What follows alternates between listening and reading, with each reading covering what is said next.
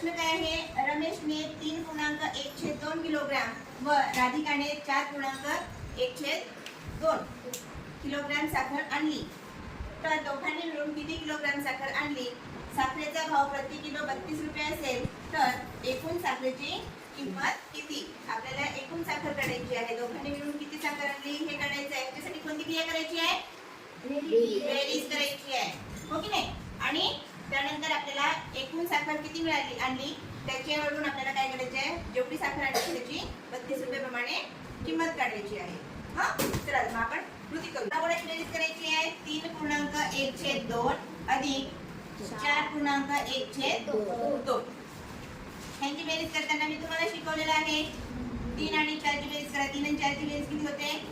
7 होते. अधिक इथं 1/2 अधिक 1/2. सगळ्या संख्या लिहून घेतल्या. नंतर 7 जशाला तसे. आता हे छेद समान आहे म्हणून काय केलं आपण, दोघांपैकी एक छेद घेतला आणि अंशांशाची बेरीज केली. 7 अधिक 1 आणि 1 किती झाले? 2/2. 2/2 म्हणजे किती? 1. 2/2 ला आपण कसं लिहू शकतो? 1 लिहू शकतो. म्हणून आपण काय करणार इथे 7 अधिक याची किंमत किती?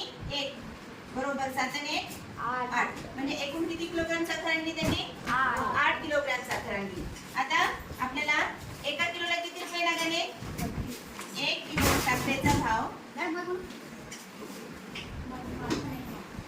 32 रुपये. यावरून 8 किलो साखरेचा भाव आपल्याला काढायचा आहे. त्यासाठी आपण काय करणार आहोत? 32 ला 8 ने गुणाकार करायचा आहे. 8 दुणे 16, 16 6 हाताला 1, 8 × 24 आणि 25 म्हणजे 256 रुपये आपल्याला काय करावं लागणार आहे 8 किलो साखरेसाठी द्यायला.